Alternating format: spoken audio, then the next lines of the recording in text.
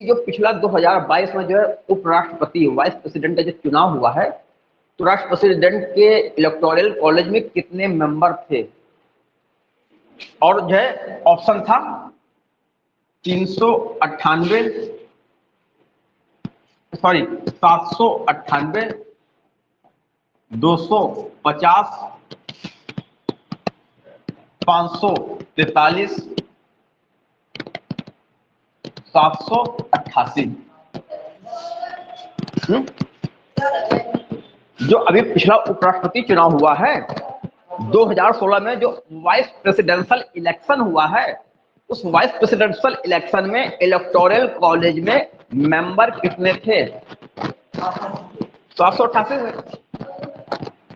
ये भी पिछले वर्ष जो है बिहार में पूछा गया है, क्योंकि उपराष्ट्रपति के चुनाव में संसद के सभी सदस्य वोट देने जाते हैं और संसद के सभी सदस्यों की जो टोटल काउंटिंग है, टोटल नंबर है, वो 788 है, जिसमें से लोकसभा के 543 सदस्य हैं और 245 सदस्य किसके हैं? राज्यसभा के। ये लोकसभा और ये राज्यसभा, इस प्रकार से जो टोटल जो इलेक्टोरल कॉलेज के टोटल मेंबर होते हैं, जो कुल सदस्य होते हैं जो वोट देने जाते हैं उपराष्ट्रपति के चुनाव में, वो 788 है। ठीक, अगर उपराष्ट्रपति मर जाता है तो फिर जो है अधिकतम कितने अवधि के अंदर, कितने पीरियड के अंदर नए उपराष्ट्रपति का चुनाव करा लेना जाना चाहिए? जल्दी से जल्दी। तब तक के लिए जो है केयर टेकर या एक्टिंग वाइस प्रेसिडेंट कौन बनेगा? कोई नहीं बनेगा। अगर उपराष्ट्रपति को हम उसके पद से हटा रहे हैं और इम्पीचमेंट लाइक कोई प्रोसीजर शुरू कर रहे हैं, महाभियोग जैसी कोई प्रक्रिया आरंभ कर रहे हैं, तो उसके लिए संविधान ने क्या ग्राउंड बताया है जिसके बेस पर हम उस पर महाभियोग जैसी प्रक्रिया आरंभ करके उसको पद से रिमूव करेंगे? नहीं, वो तो स्टार्ट करने का तरीका, ग्राउंड क्या है, क्या आरोप लगा के, किस ग्राउंड पर संविधान क्या कहता है, क्या ग्राउंड बताता है, जिस ग्राउंड पर हम उस पर जो है निष्कासन का प्रस्ताव रख के प्रक्रिया आरंभ करेंगे।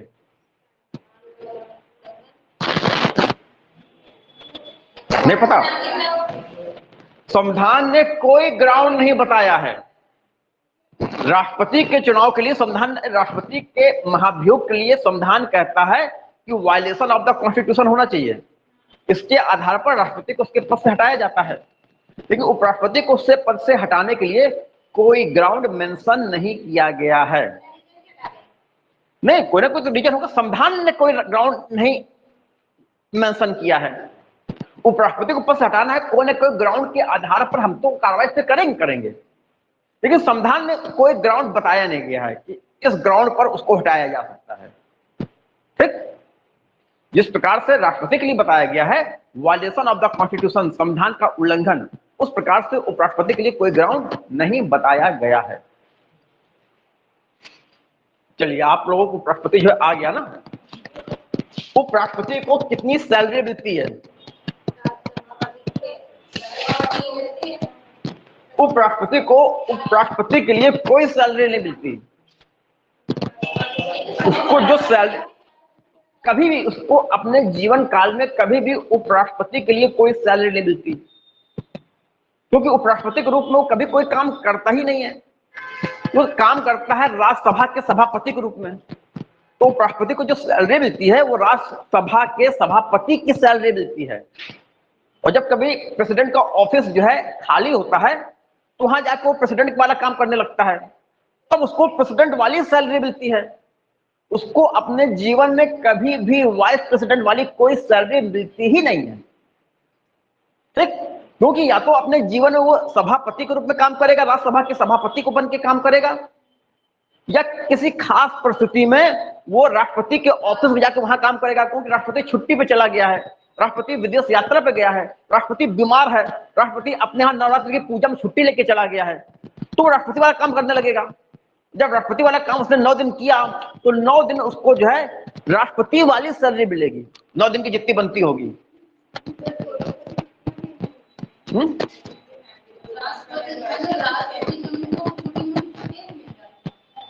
क्यों नहीं मिलती है? क्यों नहीं मिलती है?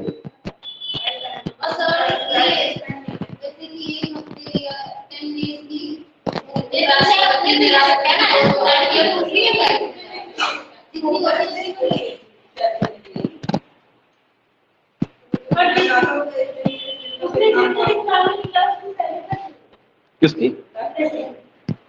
ऐसा तो कोई जानकारी नहीं मिलती, मगर तो उसकी सैलरी कटेगी नहीं, क्योंकि उसको तो अपनी सैलरी मिलेगी।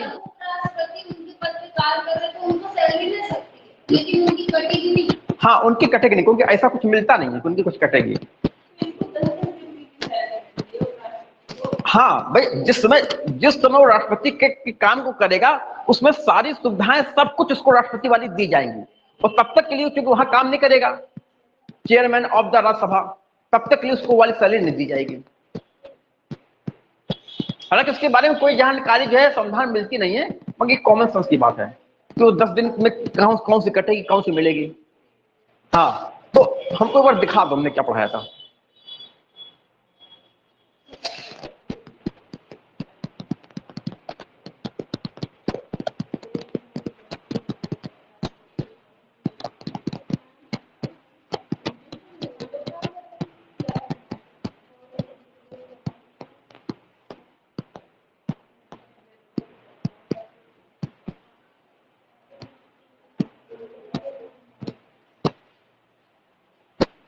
ये अपना दिखाइए, कल्पना।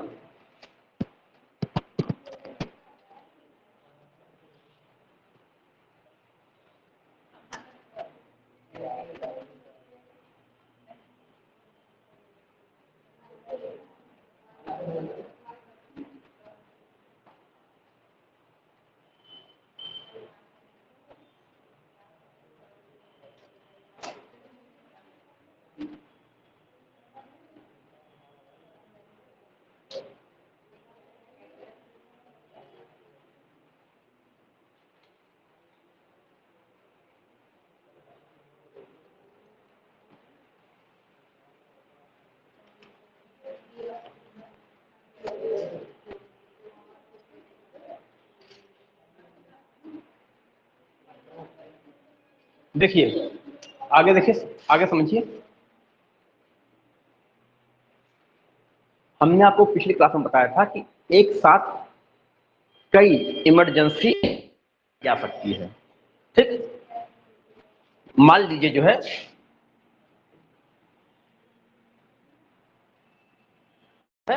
यहां पर जो है नेशनल इमरजेंसी लगा दी, और बाद में यहां पर इस मौके का फायदा उठाकर छत्तीसगढ़ में यहां पर जो है जो नक्सली थे उन्होंने सशस्त्र विद्रोह कर दिया, ठीक। तो हम दूसरी इमरजेंसी भी लगा देंगे on the ground of armed rebellion. हो सकता है एक साथ देश में 2 इमरजेंसी लगी हुई है, इस एरिया में लगी हुई है national emergency on the base of external aggression, माने यहां पर जो है आपकी एक्सटर्नल इमरजेंसी लगी हुई है, और यहां पर दूसरी इमरजेंसी लगा दी गई on the ground of armed rebellion. आंतरिक विद्रोह के आधार पर यहां पर दूसरी इमरजेंसी लगा दी गई, जिसको कहते हैं इंटरनल इमरजेंसी। तो एक ही साथ एक ही समय में देश में एक से अधिक इमरजेंसी लगाई जा सकती हैं, ठीक।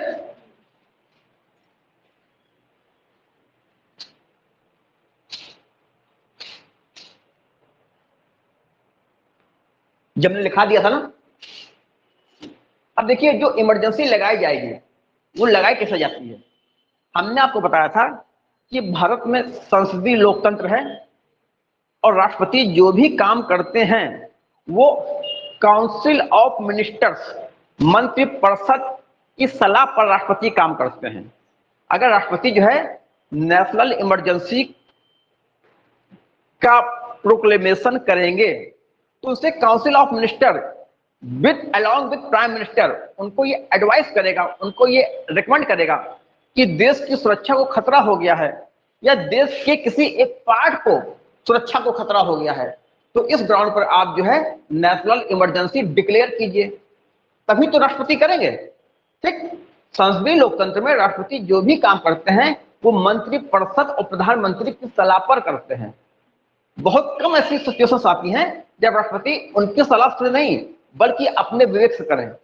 भारतीय संविधान ने राष्ट्रपति को अपने विवेक से काम करने के लिए लगभग कोई सिचुएशन, लगभग कोई आर्टिकल नहीं दिया, सिर्फ आर्टिकल 74 दिया है जहां पर एक बार मंत्रिपरिषद के रिकमेंडेशन को एक बार वो पुनर्विचार के लिए भेज सकता है। ये काम अपने विवेक से करता है। अब देखिए किस प्रकार से जो है किया जाता है संसदीय लोकतंत्र को, थोड़ा सा हम कंपैरिजन कराएंगे अध्यक्षात्मक लोकतंत्र से। अध्यक्षात्मक लोकतंत्र कहां पर है? यूएस में है। यूएस में जिस टाइप का लोकतंत्र चल रहा है उसको कहते हैं presidential form of government. US में जो है प्रेसिडेंशियल फॉर्म है, presidential form of government. Bharat में क्या है? भारत में पार्लियामेंट्री सिस्टम है। अगर इंडिया की बात करें तो इंडिया में क्या है? यहां संसदीय लोकतंत्र है, यहां पर पार्लियामेंट्री सिस्टम है।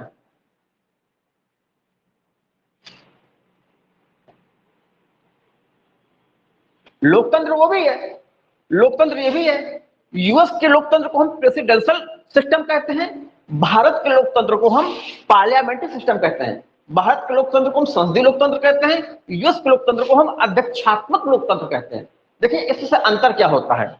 भारत में जब कोई निर्णय किया जाता है तो प्राइम मिनिस्टर और उसकी जो है काउंसिल ऑफ मिनिस्टर,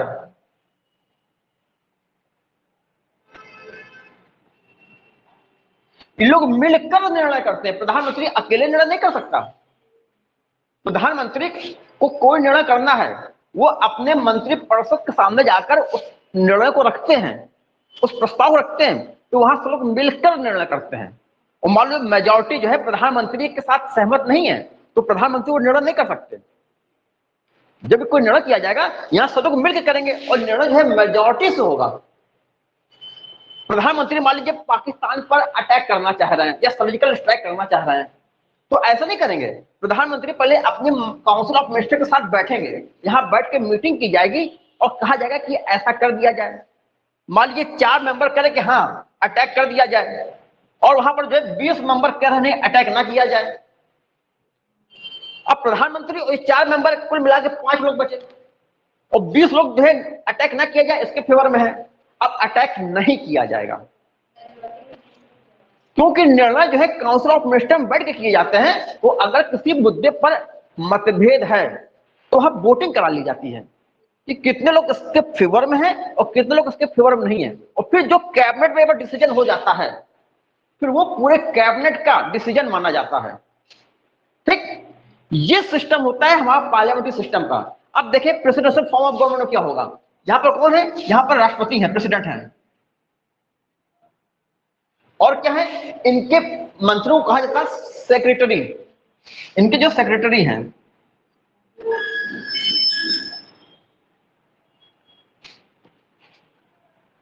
ऐसे कई सारे सेक्रेटरी हैं। इस प्रकार से इनका जो है अपना पूरा जो है मंत्रिमंडल बना हुआ है। प्रेसिडेंट निर्णय करते हैं कि हमको इराक पर अटैक करना है, उनके सभी सेक्रेटरी कह रहे हैं कि निर्णय अटैक नहीं होना चाहिए, मगर प्रेसिडेंट ने अकेले निर्णय कर लिया अटैक होगा। प्रेसिडेंट अकेले निर्णय कर लेता है, अपने इनके साथ वो परामर्श करेगा लेकिन निर्णय वही होगा जो प्रेसिडेंट चाहेगा। उसके मंत्री प्रेसिडेंट को निर्णय करने से रोक नहीं सकते। पूरा मंत्रिमंडल, पूरे मंत्रिपरिषद या पूरी उनकी सेक्रेटरी के जितने मेंबर्स हैं सब कहते हैं कि नहीं ऐसा नहीं होना चाहिए, मगर वहां के राष्ट्रपति ने कह दिया ऐसा ही करेंगे, तो ऐसा कर ले जाएगा वो। लेकिन नहीं मानी जाती है। तो प्रेसिडेंशियल सिस्टम में जो हमारा प्रेसिडेंट होता है बहुत पावरफुल होता है, जो चाहता करता है। और संसदीय लोकतंत्र में हमारा प्रधानमंत्री इतना पावरफुल नहीं होता, उसको निर्णय जो है अपनी पूरी टीम के साथ मिलकर करना पड़ेगा। अगर टीम में वो अलग थलग पड़ गया तो उसका निर्णय नहीं चलेगा, टीम का निर्णय चलेगा। यहां तक बात समझ आ गई। अगर इस सेंस में देखा जाए तो संसदीय लोकतंत्र कहीं ज्यादा डेमोक्रेटिक है क्योंकि निर्णय जो है पूरी टीम के साथ मिलकर किया जा रहा, अकेले प्राइम मिनिस्टर निर्णय नहीं कर सकते।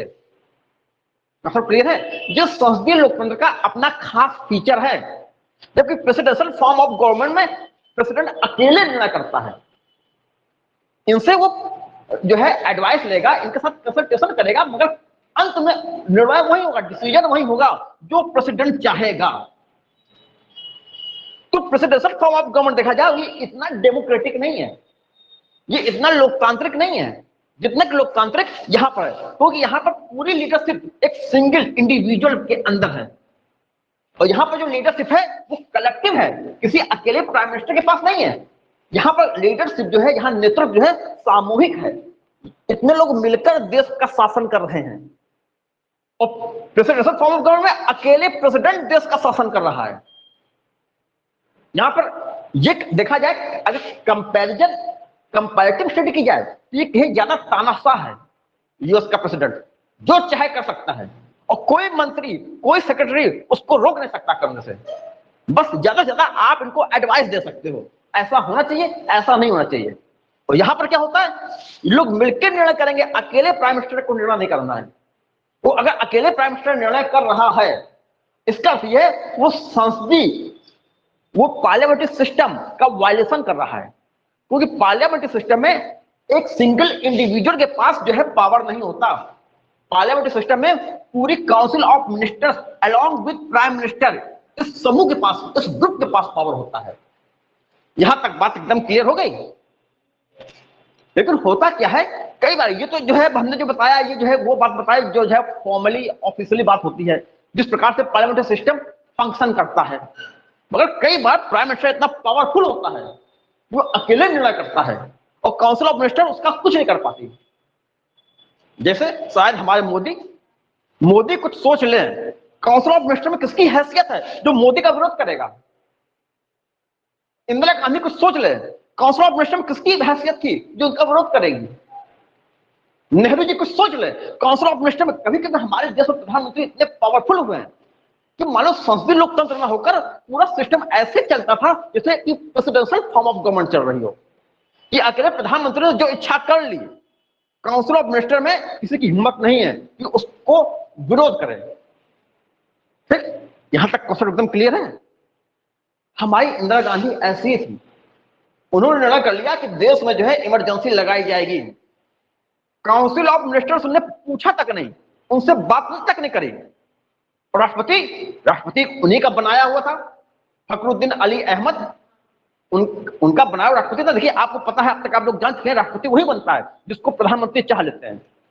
क्योंकि प्रधानमंत्री के पास विधायक होते हैं, प्रधानमंत्री के पास खूब सांसद होते हैं, तो प्रधानमंत्री जिसको कहेगा कि ये राष्ट्रपति का प्रत्याशी है, पूरी पार्टी उसको वोट देगी, आराम से जीत जाता है। फखरुद्दीन अली, जैसे अभी द्रौपदी मुर्मू, जैसे कि पहले हमारे रामनाथ कोविंद क्यों जीते? क्योंकि मोदी या इस टीम ने कहा कि हमारा प्रत्याशी है, अब जीतेगा वो। तो फखरुद्दीन अली अहमद हमारे इंदिरा गांधी के ही एक तरीके से एजेंट थे। एजेंट कहना अच्छी बात नहीं है, कोई राष्ट्रपति के पास सबसे ऊंचा होता है और उसका राजनीतिक कोई कनेक्शन नहीं माना जाता। एक बार आप राष्ट्रपति बन गए, अब आपका कोई पॉलिटिकल पार्टी से कोई कनेक्शन नहीं, ऐसा माना जाता है। मगर सच्चाई तो यह है, हमने आपको समझाया था कि भारत के राष्ट्रपति का कैरेक्टर पॉलिटिकल होता है as compare to crown in British parliamentary system. British parliamentary system में क्राउन होता है, उसका राजनीति से कोई लेना देना नहीं, वो तो अपने बाप की गद्दी पे आया है। और भारत का राष्ट्रपति राजनीतिक पार्टियों के समर्थन से चुनाव जीत के आता है। तो फखरुद्दीन अली अहमद से जो है इंदिरा गांधी ने कहा, ऐसा है लगा दो इमरजेंसी, जबकि देश में ऑलरेडी इमरजेंसी चल रही थी। देश में एक इमरजेंसी चल रही थी। देखिए, 1971 में भारत और पाकिस्तान का युद्ध हुआ था, दिसंबर 1971 में, और इसके फलस्वरूप जो है पाकिस्तान हारा था और पाकिस्तान को तोड़कर हमने एक नया राज्य बनाया था, एक नया देश बनाया था, बांग्लादेश। उसी दरमियान जो है on the ground of external aggression जो है नेशनल इमरजेंसी लागू की गई थी देश में। तो देखिए, दिसंबर 1971 में जो है देश में नेशनल इमरजेंसी लगा दी गई थी। ठीक, और 1975 में इंदिरा गांधी ने, ये इमरजेंसी चल रही है और ये चल रही बराबर। इसके चलते हुए बीच में ही 1975 में जून 1975 में इंदिरा गांधी ने देश में एक इमरजेंसी और लगा दी on the ground of internal disturbance, कि देश के अंदर आंतरिक गड़बड़ी हो गई है, देश के अंदर अशांति हो गई है। क्योंकि इंदिरा गांधी के विरुद्ध आंदोलन हो रहे थे, विपक्ष इंदिरा गांधी के विरुद्ध आंदोलन कर रहा था, इंदिरा गांधी डरी हुई थी। तो उन्होंने आंतरिक अशांति, इंटरनल डिस्टर्बेंस, आंतरिक गड़बड़ी के आधार पर इमरजेंसी पहले चल रही है नेशनल इमरजेंसी, दूसरी national emergency on the ground of internal disturbance, माने इंटरनल इमरजेंसी उन्होंने एक और लगा दी। इस प्रकार देश में एक साथ 2 इमरजेंसी चालू हो गई। और ये जो इमरजेंसी लगाई थी, इसमें उन्होंने अपने मंत्रि परिषद के लोगों के साथ बातचीत भी नहीं करी। सुबह जब मंत्रि परिषद सो के उठा तो उसको पेपर से मालूम चला कि देश में आधी रात को इमरजेंसी लागू कर दी गई on the ground of internal disturbance. राष्ट्रपति तगड़ा काम कर दिया और कैबिनेट से कुछ पूछा नहीं गया। ठीक है, इंदिरा गांधी ऐसा कर सकती थी। ये क्या है? ये संसदीय लोकतंत्र का वायलेशन है।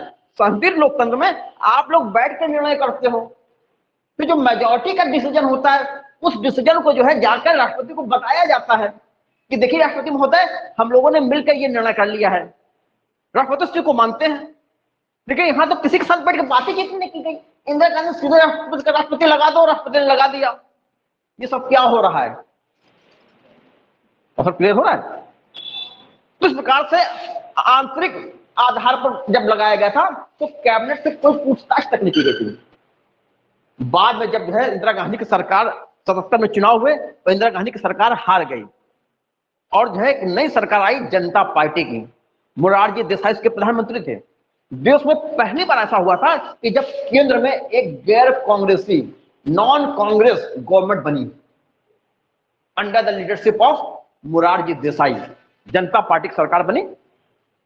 तब जनता पार्टी की सरकार ने संविधान में अमेंडमेंट किया और व्यवस्था दी कि अगर आपको नेशनल इमरजेंसी लगाना है तो सबसे पहली बात तो ये इंटरनल डिस्टर्बेंस के आधार पर कोई नेशनल इमरजेंसी नहीं लगाई जाएगी, क्योंकि आपके विरुद्ध कोई भी आंदोलन होगा, आप आंदोलन को दबाने के लिए इंटरनल डिस्टर्बेंस का प्रोविजन का प्रयोग कर लोगे। देश के अंदर सशस्त्र विद्रोह होना चाहिए। तो जब जनता पार्टी की सरकार ने 44वां संविधान संशोधन किया 1928 में, तो उसमें उन्होंने जो है इंटरनल डिस्टर्बेंस के क्लॉज को हटा दिया और वहां पर लिख दिया आर्म्ड रिबेलियन। नहीं, ये खालिस्तान से उसका कोई संबंध नहीं,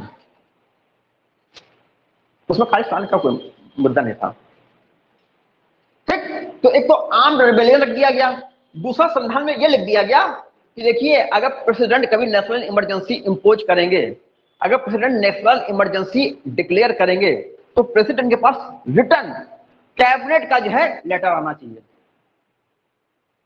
अभी तक क्या हो रहा था कि काउंसिल ऑफ मिनिस्टर प्रधानमंत्री लोग आपस में पहले निर्णय करते थे और निर्णय करने के बाद जो निर्णय जाके प्रेसिडेंट को बता देते थे, चाहे ओरली हो या रिटर्न हो, प्रेसिडेंट उसको मानते थे। अब संविधान में लिख दिया गया कि अगर नेशनल इमरजेंसी लगानी है तो कैबिनेट का रिटर्न रिकमेंडेशन उनके पास पहुंचना चाहिए। दिखाई पड़े ये रिकमेंडेशन जा रहा है, इसमें इन कैबिनेट मंत्रियों ने अपने सिग्नेचर किए हैं। वो सब क्लियर है? तो ये चीज ज्यादा इंपॉर्टेंट है कि जो है आज क्या प्रोविजन है। आज प्रोविजन ये है कि without return recommendation of the cabinet president can not impose national emergency on any ground. अगर प्रेसिडेंट को नेशनल इमरजेंसी इंपोज कर ली है तो कैबिनेट का रिटर्न रिकमेंडेशन वहां पहुंचना चाहिए।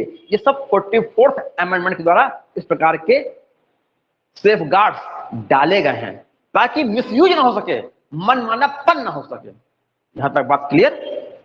इस बात को लिख लीजिए। अब देखिए, इसको मिटा दें। यहां अपने संसदीय लोकतंत्र और प्रेसिडेंशियल सिस्टम के डिफरेंस आप लोगों ने समझ लिया ना। कई इसके जो है इसके और भी कई फीचर्स हैं, ये आपके सिलेबस में है। इसको अलग से जब हम बताएंगे कि पार्लियामेंट्री सिस्टम क्या होता है और प्रेसिडेंशियल सिस्टम क्या होता है, उस समय आपको सारे फीचर्स समझाएंगे। अभी तो हल्का सा रेफरेंस दिया है।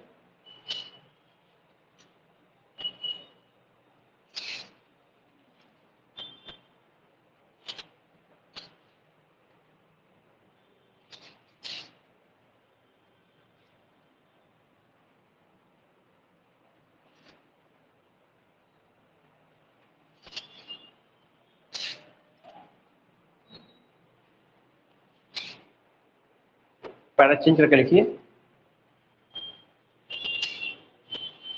National emergency can B proclaimed by the president. National emergency can B proclaimed by the president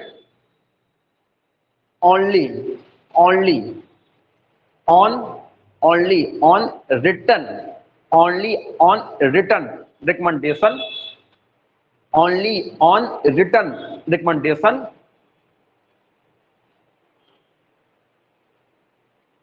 of only on written recommendation of cabinet. ठीक, ब्रैकेट में 44th कॉन्स्टिट्यूशनल अमेंडमेंट, ब्रैकेट में कैबिनेट, ब्रैकेट में 44th amendment 1978, 1978 में ये संशोधन किया गया था। ठीक है, हिंदी में लिख लीजिए, राष्ट्रपति राष्ट्रीय आपात की उद्घोषणा, राष्ट्रपति राष्ट्रीय आपात की घोषणा, राष्ट्रीय आपात की उद्घोषणा कैबिनेट के लिखित परामर्श प्राप्त होने पर ही कर सकेंगे। कैबिनेट के लिखित परामर्श प्राप्त होने पर ही कर सकेंगे, अन्यथा नहीं, अन्यथा नहीं। ब्रैकेट में 44th, ब्रैकेट में 44वां संविधान संशोधन 1978, 44वां संविधान संशोधन 1978। देखिए, संविधान में जो अनुच्छेद 74 है, आर्टिकल 24, यहां यह बताया गया है, आप लोगों को हमने बताया था कि जो है राष्ट्रपति सारे काम जो है काउंसिल ऑफ मिनिस्टर्स, मंत्रिपरिषद की सलाह से करेंगे। यहां हमने आपको बताया था कि काउंसिल ऑफ मिनिस्टर्स होती है, काउंसिल ऑफ मिनिस्टर्स, मंत्रिपरिषद। राष्ट्रपति जितने भी काम करते हैं वो मंत्रिपरिषद की सलाह पर करते हैं। 74 में बताया था।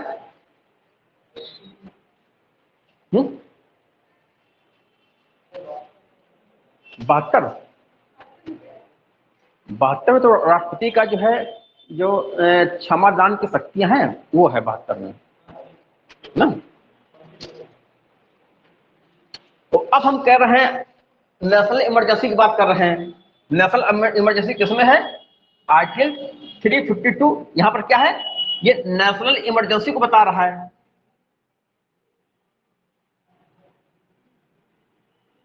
ठीक, नेशनल इमरजेंसी हम कह रहे हैं कि राष्ट्रपति जब नेशनल इमरजेंसी लगाएंगे तो कैबिनेट के रिटर्न रिकमेंडेशन पे लगाएंगे। यहां हम कैबिनेट की बात कर रहे हैं।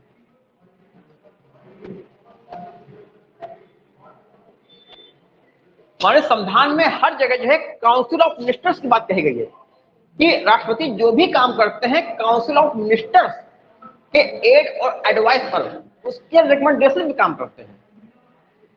लेकिन जब नेशनल इमरजेंसी की बात करते हैं तो यहां पर हमने जो है ये कहा है 44वें संविधान संशोधन के बाद, आफ्टर 44th कॉन्स्टिट्यूशनल अमेंडमेंट, हमने कहा कि राष्ट्रपति के पास जो है कैबिनेट का रिटर्न रिकमेंडेशन आनी चाहिए, कैबिनेट की रिटर्न एडवाइस आनी चाहिए।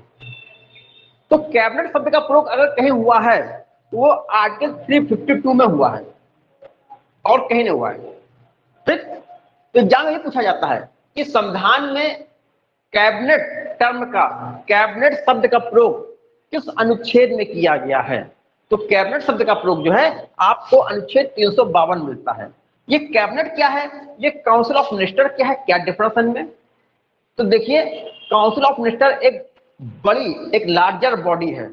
काउंसिल ऑफ मिनिस्टर में 3 प्रकार के मंत्री होते हैं। मंत्रिपरिषद के अंतर्गत 3 प्रकार के मंत्री होते हैं। जो पहले प्रकार के मंत्री हैं, जो सबसे बड़े मंत्री हैं, उनको कहते हैं कैबिनेट मंत्री।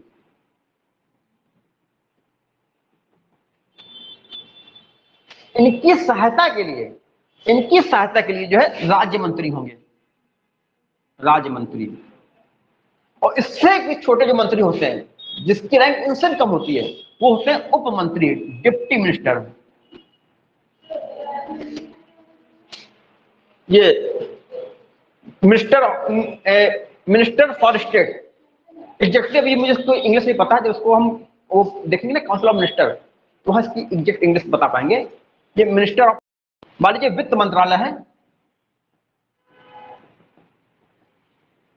फाइनेंस मिनिस्ट्री है, तो फाइनेंस मिनिस्ट्री का जो सबसे बड़ा मंत्री होगा वो होगा कैबिनेट मंत्री, वो होगा कैबिनेट मंत्री, ये इसका हेड होगा।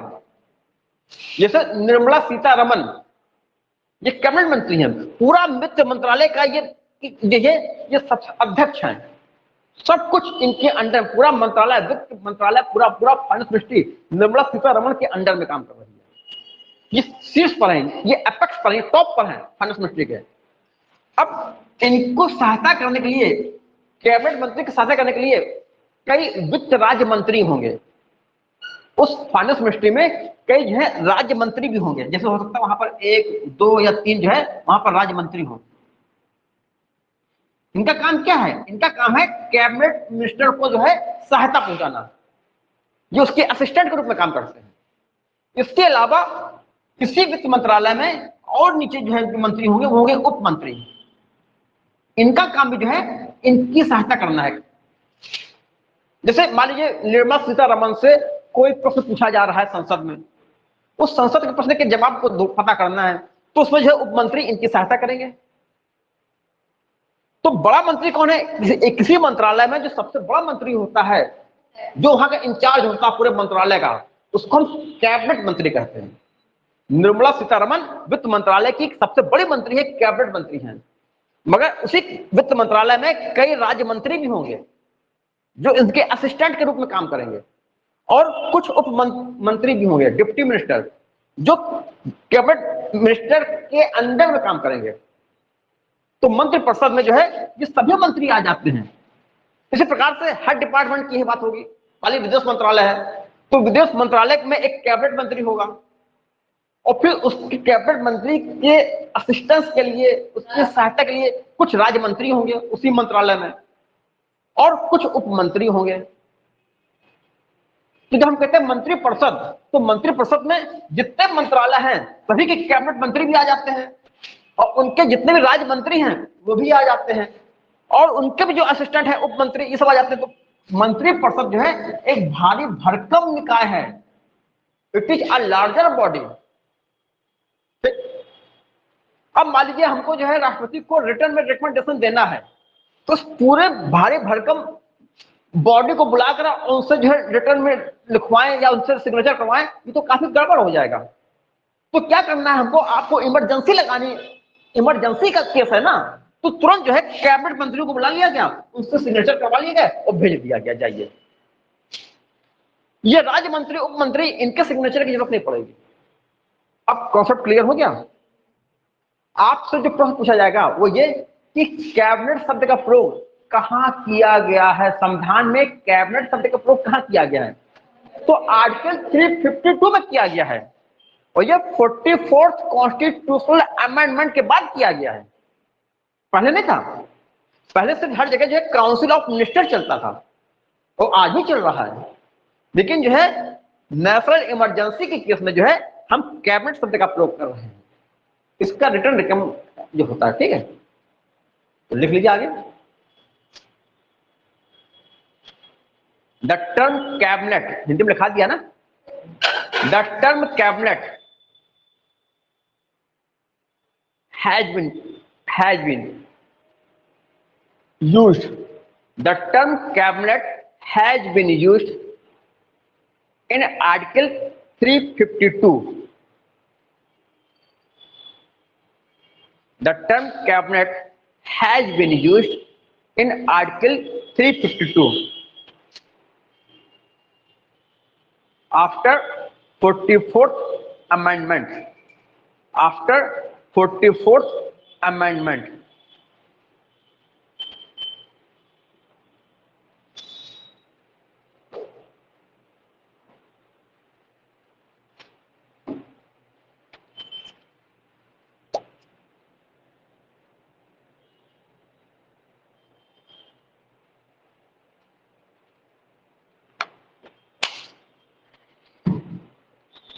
यहां तक पूरी बात समझ में आ गई?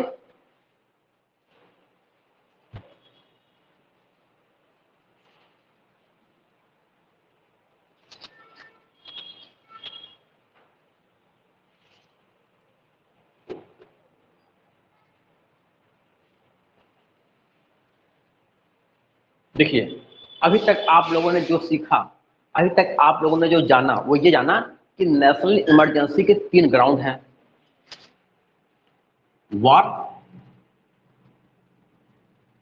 एक्सटर्नल एग्रेशन माने बाहरी आक्रमण, और कौन सा तीसरा? Arm rebellion. इसको हम कहते हैं external emergency,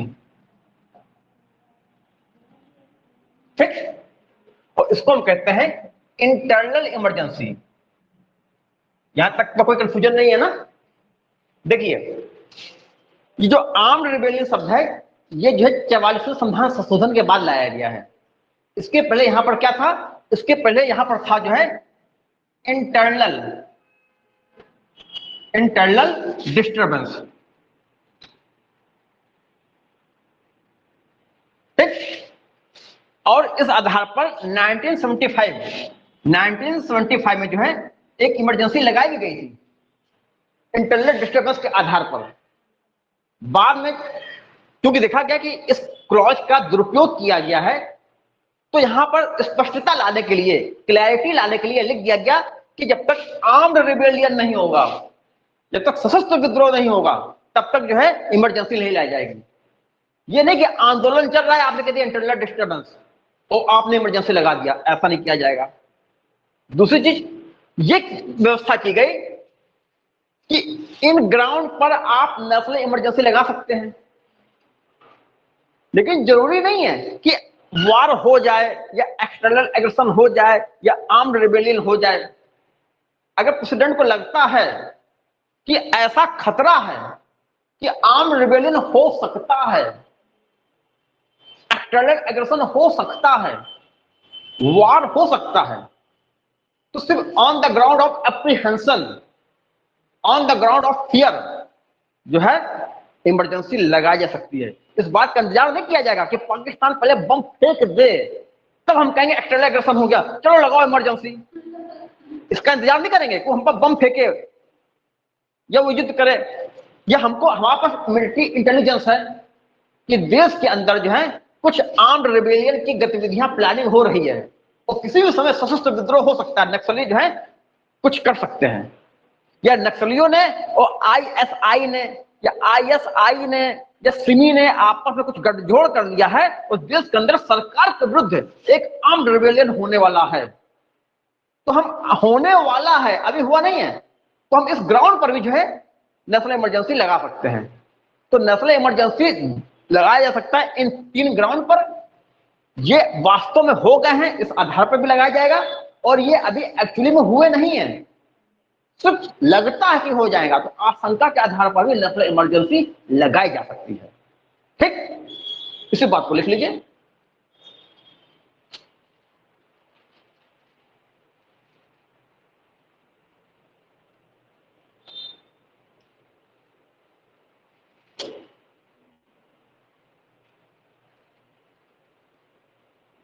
national emergency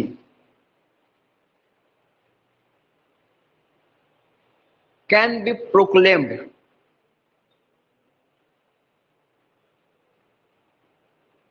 national emergency can be proclaimed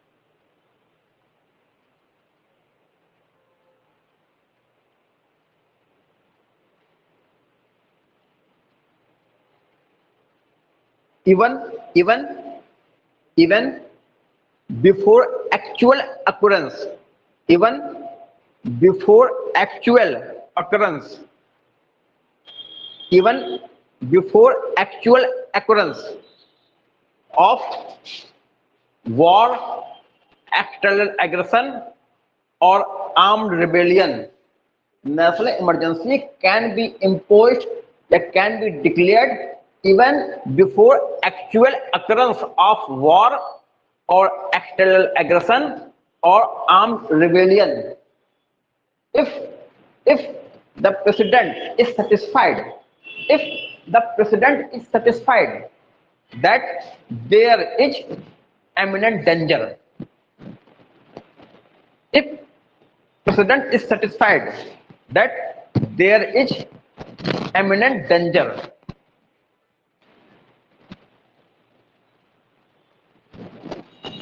ठीक, बात समझ आ रही? देख लीजिए, राष्ट्रीय आपातकाल, राष्ट्रीय आपातकाल युद्ध अथवा बाह्य आक्रमण अथवा सशस्त्र विद्रोह की मात्र आशंका के आधार पर भी राष्ट्रीय आपातकाल युद्ध अथवा सशस्त्र विद्रोह अथवा युद्ध अथवा बाह्य आक्रमण अथवा सशस्त्र विद्रोह की मात्र आशंका के आधार पर भी, मात्र आशंका के आधार पर भी राष्ट्रपति द्वारा लगाया जा सकता है। ठीक,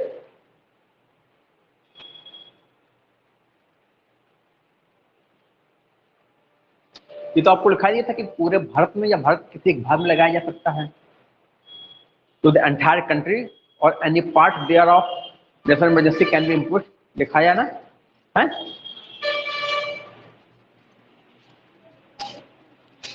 आगे बढ़े।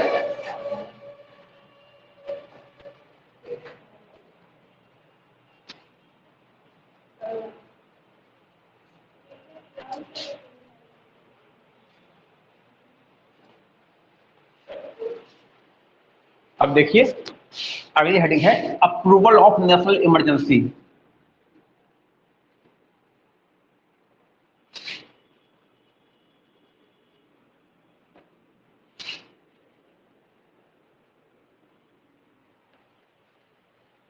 राष्ट्रीय आपातकाल का अनुमोदन, अप्रूवल ऑफ नेशनल इमरजेंसी, राष्ट्रीय आपातकाल का अनुमोदन।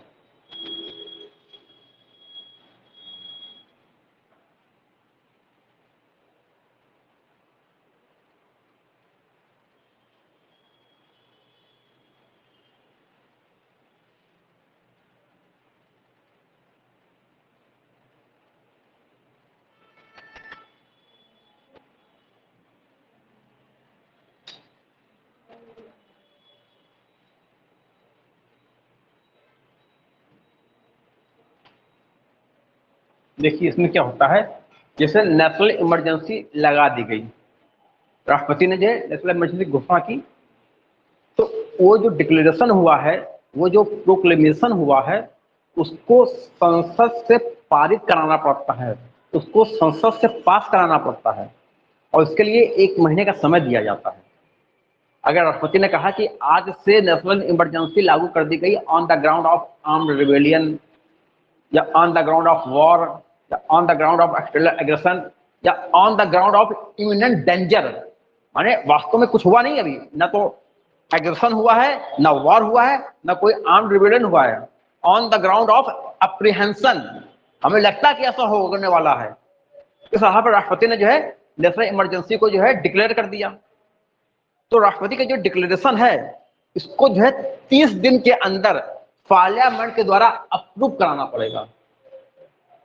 30 दिन का समय है, अगर 30 दिन के अंदर पार्लियामेंट से इसको आप अप्रूव नहीं करा पाए तो नेशनल इमरजेंसी अपने आप खत्म हो जाती है।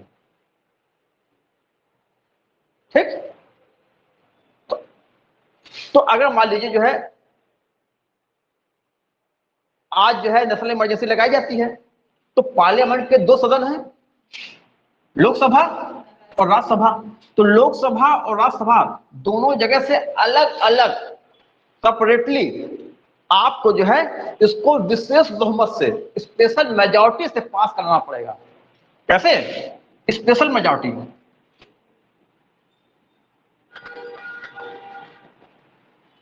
यहां से भी और यहां से भी।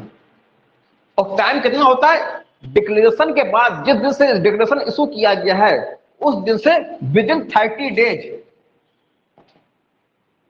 विदिन 30 डेज अगर इस 30 दिनों में पार्लियामेंट ने इसको पास नहीं किया तो क्या होगा? तो नेशनल इमरजेंसी खत्म हो जाएगी। पास कैसे करना है? स्पेशल मेजॉरिटी से। ये खास मेजॉरिटी होती है। अभी ये बताएंगे खास मेजॉरिटी कैसे होती है, स्पेशल मेजॉरिटी क्या है, अभी ये समझाएंगे। जैसे उस दिन इफेक्टिव मेजॉरिटी समझाई थी, जैसे उस दिन सिंपल मेजॉरिटी समझाई थी, ऐसे आज आपको स्पेशल मेजॉरिटी समझाएंगे। ठीक है, तो पहले इतना लिख लीजिए, approval of the national emergency, राष्ट्रीय आपातकाल का अनुमोदन। हेडिंग डालिए, राष्ट्रीय आपातकाल का अनुमोदन।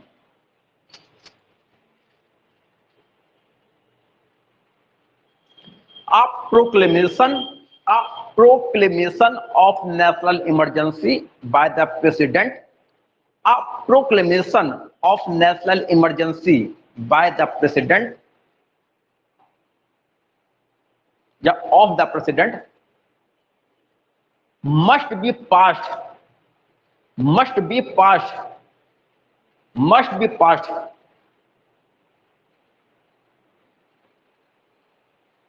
with special majority, must be passed with special majority,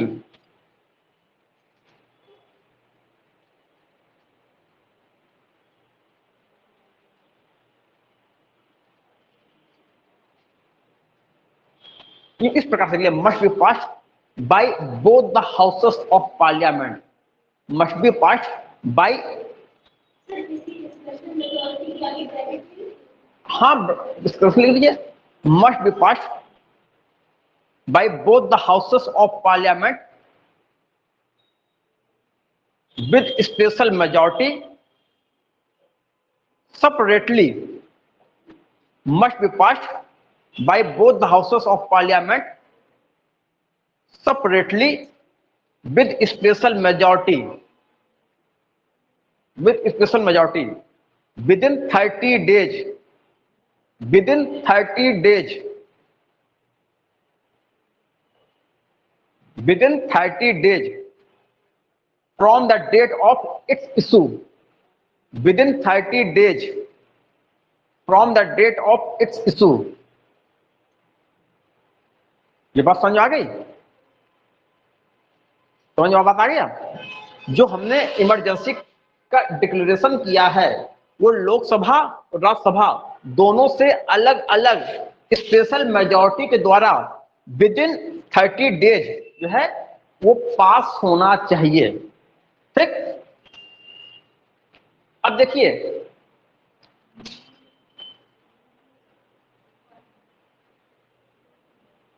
अगर मान लीजिए पास नहीं हो पाया तो क्या होगा? वो जो है जो इमरजेंसी का जो प्रोक्लेमेशन है वो खत्म हो जाएगा। 30 दिन के बाद जो है इमरजेंसी अपने आप जो है खत्म हो जाएगी। अब मान लीजिए जिसमें नेशनल इमरजेंसी की घोषणा की गई उसमें लोकसभा जो है डिसॉल्व है, लोकसभा भंग है, उसमें लोकसभा भंग की जा चुकी है, इधर नेशनल इमरजेंसी घोषणा कर दी गई, तब क्या होगा? अध्यादेश नहीं होता इसमें। तब ये होगा कि जब लोकसभा के जब अगले चुनाव होंगे और लोकसभा जब फिर से रिकंस्टिट्यूट होगी तो लोकसभा की जो पहली बैठक होगी उस पहली बैठक से 30 दिन के अंदर लोकसभा उसको जो है पास कर दे स्पेशल मेजॉरिटी से। तब तक राज्यसभा 30 दिन के अंदर पास कर दे, क्योंकि राज्यसभा तो कभी भंग होती नहीं है, राज्यसभा एक परमानेंट बॉडी है। लोकसभा भंग हो सकती है, लोकसभा सपोज भंग हो चुकी है, इधर नेशनल इमरजेंसी घोषणा कर दी गई तो क्या होगा? राज्यसभा तो 30 दिन के अंदर इसको पारित कर देगी। जिस दिन प्रोक्लेमेशन इशू किया गया है, जिस दिन से नेशनल इमरजेंसी चालू हुई है उस दिन से 30 दिन के अंदर राज्यसभा तो अपना काम कर देगी। और लोकसभा भंग है, लोकसभा डिसॉल्व है, लोकसभा भी काम नहीं कर रही है। तो जब लोकसभा का चुनाव हो जाएगा और चुनाव होने के बाद जिसमें लोकसभा की पहली बैठक होगी, जो फर्स्ट सिटिंग होगी, उस फर्स्ट सिटिंग के 30 दिन के अंदर लोकसभा को जो है उसको पास करना होगा। अगर लोकसभा ने 30 दिन के अंदर पास नहीं किया तो नेशनल इमरजेंसी क्या है? खत्म हो जाएगी। ठीक, बात क्लियर है इतनी? तो लिख लीजिए, हिंदी में लिख दिया, हिंदी में लिखा दिया नहीं लिखा यार? अच्छा, राष्ट्रीय आपातकाल की राष्ट्रपति की घोषणा, राष्ट्रीय आपातकाल की राष्ट्रपति की घोषणा को, राष्ट्रीय आपातकाल की राष्ट्रपति की उद्घोषणा को, राष्ट्रीय आपातकाल की राष्ट्रपति की उद्घोषणा को संसद के दोनों सदनों द्वारा, संसद के दोनों सदनों द्वारा, संसद के दोनों सदनों द्वारा पृथक पृथक, संसद के दोनों सदनों द्वारा पृथक पृथक विशेष बहुमत से, पृथक पृथक विशेष बहुमत से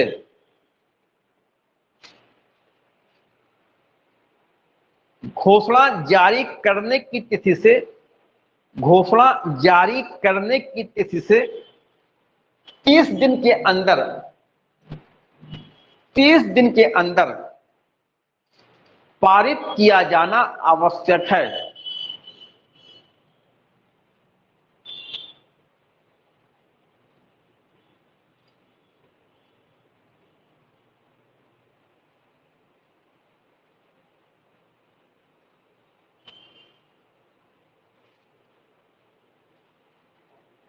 नहीं तो 30 दिन बाद, नहीं तो 30 दिन बाद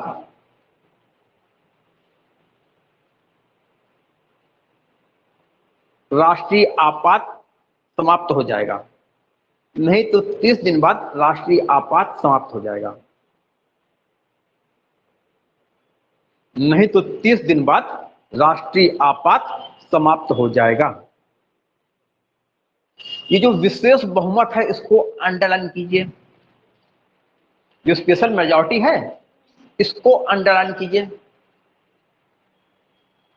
ठीक, इसके बाद आगे हमने ये बताया कि अगर जो है इस बीच लोकसभा भंग है या इस 30 दिन के अंदर लोकसभा भंग हो जाती है और अभी लोकसभा उसको पास नहीं कर पाई है, नेशनल इमरजेंसी का डिक्लेरेशन हुआ और 30 दिन का समय है, 30 दिन में लोकसभा और राज्यसभा उसको स्पेशल मेजॉरिटी से पास करेंगे, मगर इन 30 दिनों के अंदर लोकसभा डिजॉल्व कर दी गई और लोकसभा जो है अप्रूव नहीं कर पाई है, या जब नेशनल इमरजेंसी का डिक्लेरेशन हुआ था उसमें लोकसभा ऑलरेडी डिजॉल्व थी, तो दोनों ही अवस्थाओं में राज्यसभा के पास तो 30 दिन का समय राज्यसभा तो पास कर देगी और लोकसभा की जहां पहली बैठक होगी जब भी चुनाव होने के बाद, क्योंकि डिजॉल्व हो गई है तो अब चुनाव होने के बाद ही नई लोकसभा सामने आएगी, तो चुनाव होने के बाद जब नई लोकसभा बनेगी तो अपनी फर्स्ट सिटिंग से 30 दिन के अंदर जो है उसको भी जो है पारित करना पड़ेगा स्पेशल मेजॉरिटी से। अगर लोकसभा ने पारित नहीं किया तो हमारी नेशनल इमरजेंसी खत्म हो जाएगी। ठीक है, तो ये नेक्स्ट पॉइंट आपको लिखा रहे हैं, लिख लीजिए।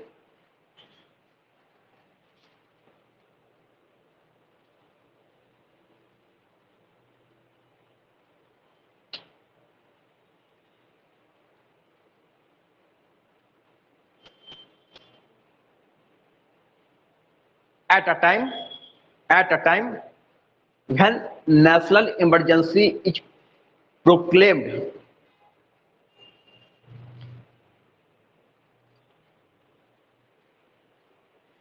at a time when national emergency is proclaimed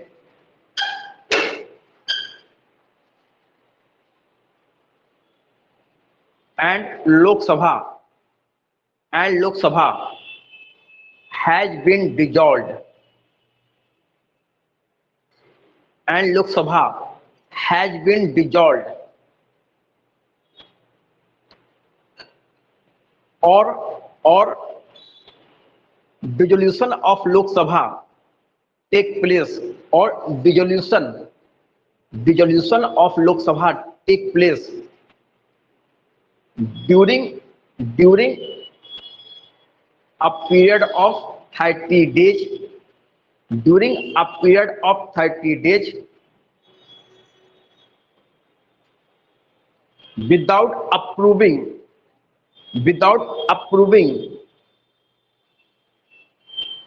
a resolution of proclamation, without approving a resolution of proclamation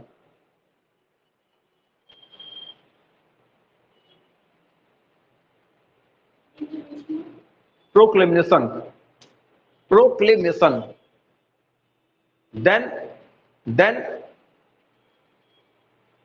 emergency continues then emergency continues until 30 days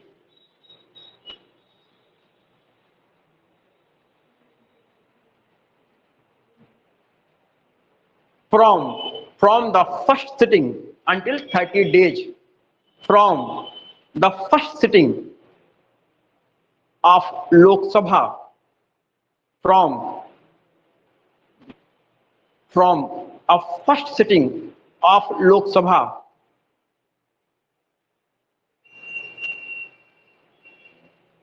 after its reconstitution, माने इमरजेंसी 30 दिन तक बनी रहेगी। लोकसभा की पहली बैठक के बाद 30 दिन तक इमरजेंसी बनी रहेगी, ये कहा है। हिंदी में लिख लीजिए, यदि आपात की उद्घोषणा के समय लोकसभा भंग चल रही है, यदि आपात की उद्घोषणा के समय लोकसभा भंग चल रही है, यदि आपात की उद्घोषणा के समय लोकसभा भंग चल रही है, अथवा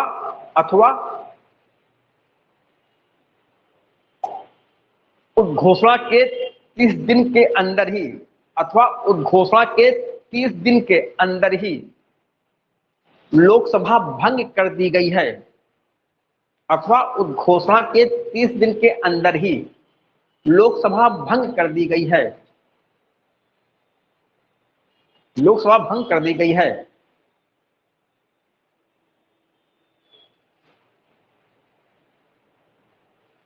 जबकि लोकसभा ने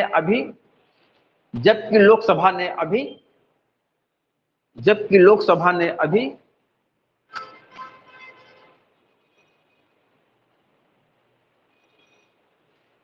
आपातकालीन उद्घोषणा को पारित नहीं किया है।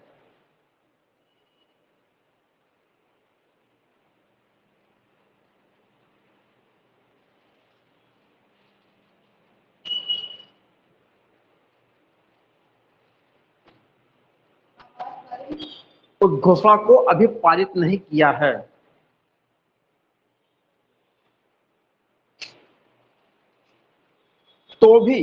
तो भी आपातकाल जारी रहेगा,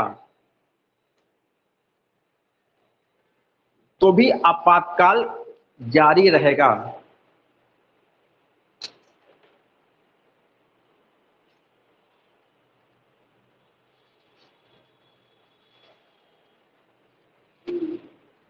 यदि इस बीच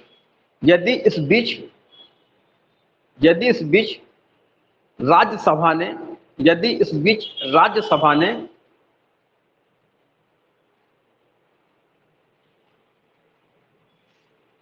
आपातकाल का अनुमोदन कर दिया है, यदि इस बीच राज्यसभा ने आपातकाल का अनुमोदन कर दिया है,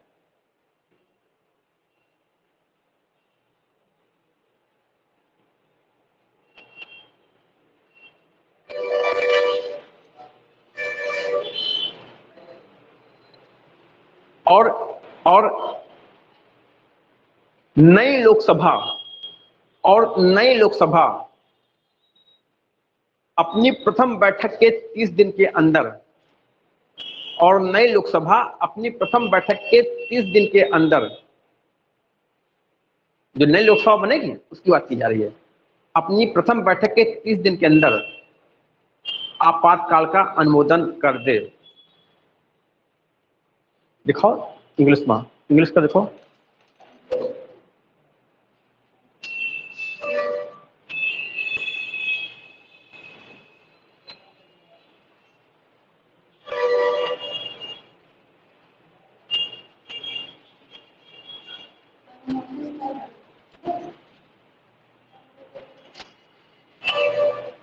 प्रोवाइडेड, इसमें आगे जोड़ना, प्रोवाइडेड द राज्यसभा, इसमें आगे जोड़ दीजिए, प्रोवाइडेड राज्यसभा हैज, उसी लाइन में आगे जोड़ना है, प्रोवाइडेड जो हमने लिखा था ना, उसी से आगे जोड़ना, प्रोवाइडेड द राज्य सभा has in the mean time provided the Rajya Sabha has in the meantime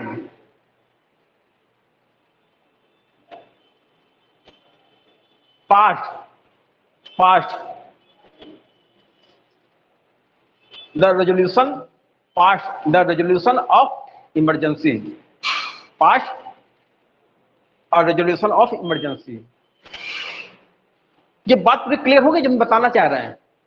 लिखाने में थोड़ा कॉम्प्लिकेशन आया है, लिखाने में थोड़ी जटिलता आ गई है, लेकिन कॉन्सेप्ट क्लियर है, ये चीज है। तो आपको ये ध्यान रखना है कि इस प्रकार से सिर्फ राष्ट्रपति के डिक्लेरेशन मात्र से इमरजेंसी नहीं चलती है। राष्ट्रपति ने डिक्लेरेशन दिया है, अभी 1 महीने का समय होता है, 1 महीने के अंदर उसको पार्लियामेंट अप्रूव करे। अगर 1 महीने के अंदर पार्लियामेंट ने स्पेशल मेजोरिटी से, पार्लियामेंट के दोनों हाउस सेपरेटली स्पेशल मेजोरिटी से जब उसको अप्रूव कर देते हैं, तभी वो आगे कंटिन्यू होती है। वो अगर नहीं 1 महीने के अंदर हो पाया, ऐसा अप्रूव नहीं हो पाया स्पेशल मेजोरिटी से, तो वो इमरजेंसी जो लगाई गई थी अपने आप रिवोक हो जाती है। लेकिन अगर लोकसभा भंग हो गई है तो कोई बात नहीं, इस बीच राज्यसभा तो 30 दिन के अंदर अपना काम करे। जब नई लोकसभा आएगी तो जैसे उसकी फर्स्ट सिटिंग होगी, तो फर्स्ट सिटिंग से 30 दिन के अंदर लोकसभा को काम करना पड़ेगा उसको पास करने का। और लोकसभा ने 30 दिन के अंदर पास नहीं किया तो फिर वो इमरजेंसी खत्म हो जाएगी।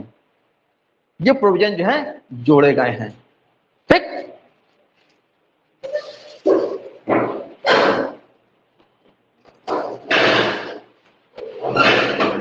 अब देखिए, यहां तक बात एकदम क्लियर हो गई। अब देखो, एक बार मान लीजिए उसको अप्रूवल मिल गया, लोकसभा और राज्यसभा का अप्रूवल मिल गया, तो जो इमरजेंसी है एट ए टाइम कितना एक्सटेंड होती है? सिर्फ 6 महीना। माने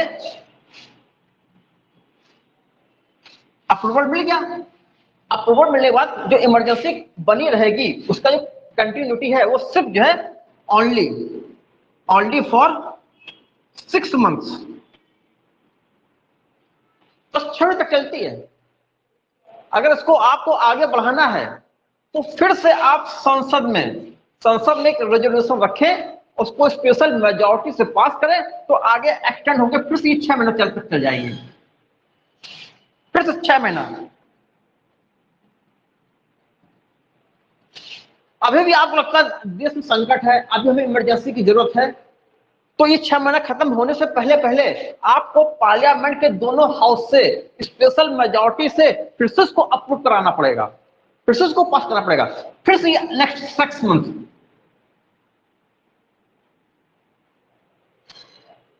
तो ये आखिर कब तक 6 महीना चलेगा? कोई लिमिट है इसकी? कोई लिमिट नहीं है।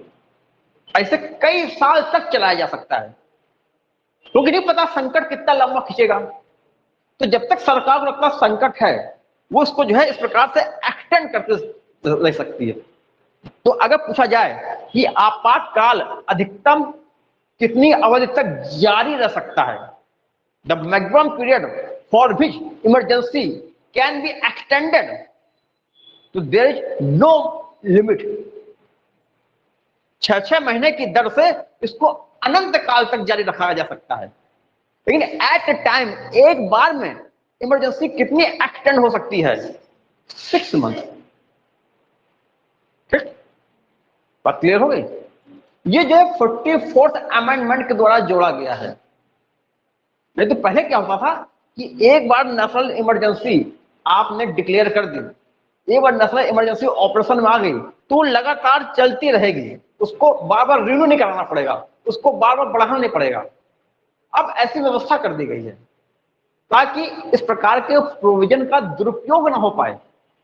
आपने अगर उसको पास कराया है तो 6 मंथ तक रहेगा, बस 6 मंथ के बाद आपको आगे बढ़ाना है, फिर से आप संसद के सभा में जाइए सरकार, और वहां पर आप फिर से स्पेशल मेजॉरिटी उसको पास कराइए, फिर अधिकतम बढ़ेगा 6 माह, बस इस 6 महीने के अंदर फिर से आप पास कराइए, फिर 6 माह बढ़ जाएगा। इस प्रकार 6 महीने के फॉर एवरी 6 ईयर 6 महीने के लिए जो है पार्लियामेंट के द्वारा इसको अब बढ़ाया जाता है, और पार्लियामेंट में बढ़ाने के लिए स्पेशल मेजॉरिटी से अप्रूवल चाहिए होता है, जो 44th अमेंडमेंट के द्वारा किया गया है। इसके पहले ऐसा नहीं था।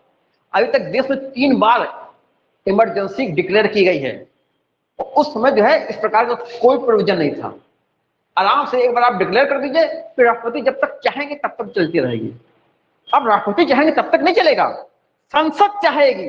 संसद कौन है? हमारी और आपकी रिप्रेजेंटेटिव है। आओ संसद के शरण में, वहां से अनुमति लो, आगे इसको एक्सटेंड करो। बात क्लियर होगी? लिख लीजिए।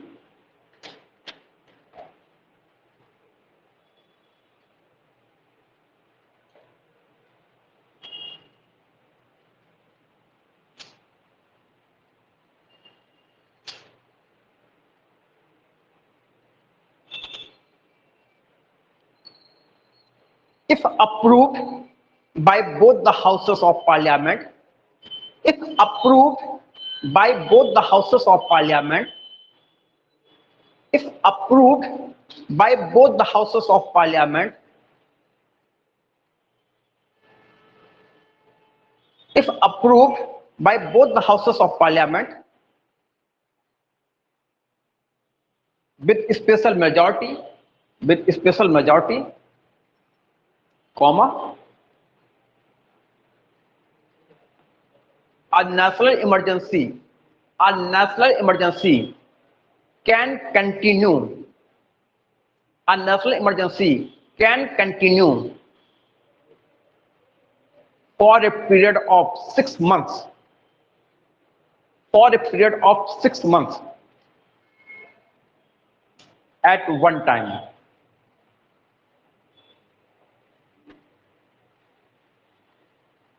For a period of 6 months at one time. It can be extended. It माने ये इमरजेंसी, ठीक? इट माने होता है emergency. It can be extended for an indefinite period. It can be extended for an indefinite period with the approval of parliament, with an approval of parliament for every 6 months, with an approval of parliament for every 6 months. Parliament के अनुमोदन द्वारा हर 6 महीने के लिए parliament के अनुमोदन करके इसको हम इनडिफिनिट पीरियड ऑफ टाइम तक के लिए एक्सटेंड कर सकते हैं, मगर एक बार में सिर्फ 6 महीना। क्लियर है ना? लिख लीजिए।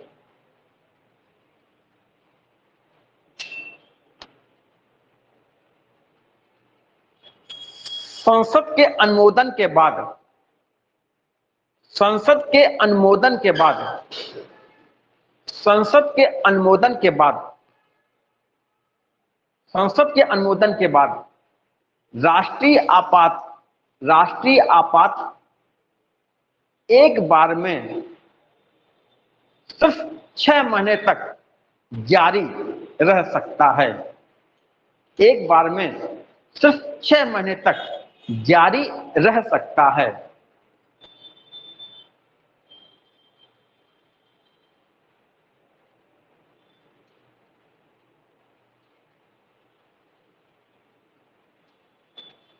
संसद इसे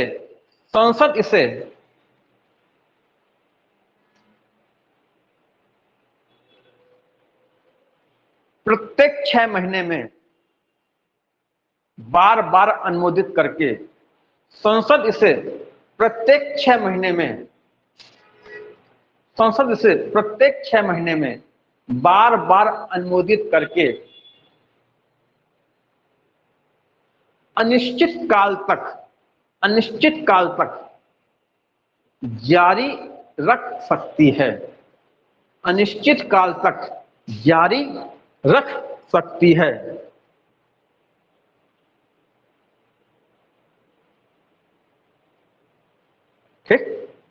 ये जो प्रोविजन जोड़ा गया है ये 44th अमेंडमेंट के द्वारा जोड़ा गया है, तो इसके पहले ऐसा नहीं था। सरकार दुरुपयोग ना करे, सरकार मिसयूज ना करे, क्योंकि जो हमने आखिरी बार जब हमारे यहाँ नेशनल इमरजेंसी लगाई गई थी 1975 में इंदिरा गांधी के द्वारा, उस समय इस प्रोविजन का दुरुपयोग बहुत किया गया था।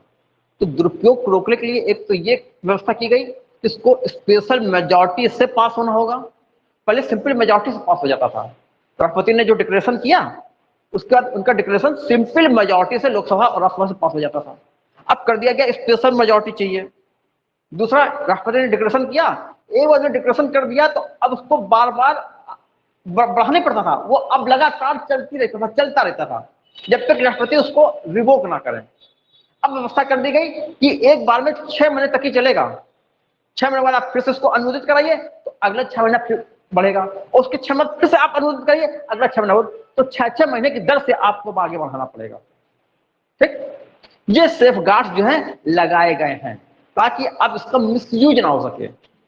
अब ये बताइए, अब हम आपको स्पेशल मेजॉरिटी आज समझा दें या क्लास ऑफ करें?